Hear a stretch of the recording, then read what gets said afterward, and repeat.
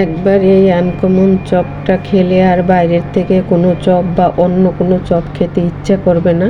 এত এত মজা হয়েছে এই চপটা। তো কিভাবে বানালাম চলুন দেখা যাক। আমি মনিকাস রেসিপি অ্যান্ড ব্লগ থেকে আমি কিছু কাঁঠালের বিচি সিদ্ধ করে উপরের লাল যে ছোকলাটা থাকে সেটা ফেলে দিয়েছি। এখন এটা আমি সিদ্ধ করে নিয়েছি আর আমি গ্রেটার দিয়ে গ্রেট করে নিয়েছি। এই যে দেখতে পাচ্ছেন, আপনারা চাইলে ব্লেন্ডার দিয়ে ব্লেন্ড করে নিতে পারেন বা পাটায় বেটে নিতে পারেন। আমি গ্রেট করে নিয়েছি। তো চপের একটা পুর বানাবো। কিভাবে বানাবো দেখতে পাচ্ছেন। আমি একটা কড়াইয়ে সর্ষের তেল দিয়ে এখানে কিছু কালো জিরে দিয়ে দিলাম।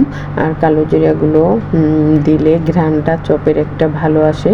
আপনারা চাইলে এটার মধ্যে পেঁয়াজ কুচি দিতে পারেন।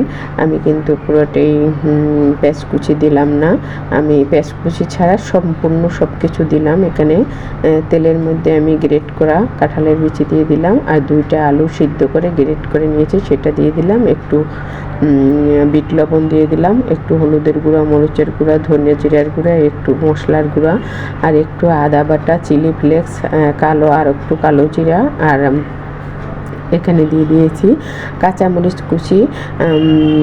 আর কাঁচামরিচ কুচি দিয়ে আমি ভালো করে পুরটা তৈরি করে নিচ্ছি। আর পুরটা যখন মিশে গেছে তখন আমি একটু চালের গুঁড়া দিলাম। চালের গুঁড়োটা দেওয়া হলো যে যাতে চপটা ভাজার সময় চারোদিকে মানে খুলে না যায়। অনেক সময় আলুর চপ বা কাঁঠালের বিচির চপ ভাজতে গেলে তেলের মধ্যে দিলে খুলে যায়, আর এই ময়দা বা একটু চালের গুঁড়া দিলে এটা আর তেমন হবে না। তো দেখতেই পাচ্ছেন আমার পুরটা হয়ে গেছে। নামানোর আগে একটু ধনেপাতা দিলে ভালো হতো, আমার ছিল না তাই দিতে পারিনি। আপনারা চাইলে একটু ধনেপাতা দিয়ে দেবেন, ঘ্রাণটা আরও ভালো আসবে। তো গরম গরম থাকতেই আমি চপগুলো বানিয়ে নিচ্ছি। আপনারা ছোট বড় আপনাদের অনুযায়ী বানিয়ে নিতে পারেন। আর এটা আপনারা লম্বা লম্বা করেও বানাতে পারেন। আবার চাইলে এটার মধ্যে আপনারা ডিম সিদ্ধ করে ডিমও দিতে পারেন। কিন্তু এই চপটা যারা যারা খেয়েছে এত এত এত এত প্রশংসা পেয়েছি বলার বাইরে। তো ভাজতে নিয়ে আসছি, আমি একটু চালের গুঁড়া গুলে নিয়েছি সেটার মধ্যে ভিজিয়ে, এটা আমি যেটা ব্রেড ক্রামস বলে পাউরুটি দিয়ে করে আমি এটা মুড়ি ব্লেন্ড করে সেটা দিয়ে করে নিয়েছি। তো মুড়ির গুঁড়ার মধ্যে ভিজিয়ে আমি তেলের মধ্যে দিয়ে এই যে দেখতে পাচ্ছেন ভেজে নিচ্ছি। আর এটা একটু চুলার তাপটা কম রাখে আস্তে আস্তে মুচমুচা করে ভাজতে হবে, খেতে তখন অনেক মজা লাগবে। আর এটা একটু লাল লাল করে না ভাজলে একটু নরম নরম থাকে। তো লাল লাল করে ভেজে নিয়েছি, মুচমুচো হয়েছে।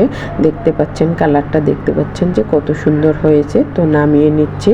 আমি চপগুলো আমার বানানো হয়ে গেছে, বাকি চপগুলো আমি এভাবে ভেজে নিব। তো এই চপটা যারা একবার বানিয়ে খাবেন সত্যি আর বাইরের থেকে বা অন্য চপ খেতে ভালো লাগবে না। তো আমার বানানো হয়ে গেছে, নিয়ে আসছি। দেখতেই পাচ্ছেন কালারটা কত সুন্দর হয়েছে আর কত মুসমুসো হয়েছে। আমার ছেলে মেয়ে এবং ঘরে অতিথি ছিল, ওরা খেয়ে বলছে যে এটা সেরা ছিল, এরকম চপ আর কখনো খাইনি।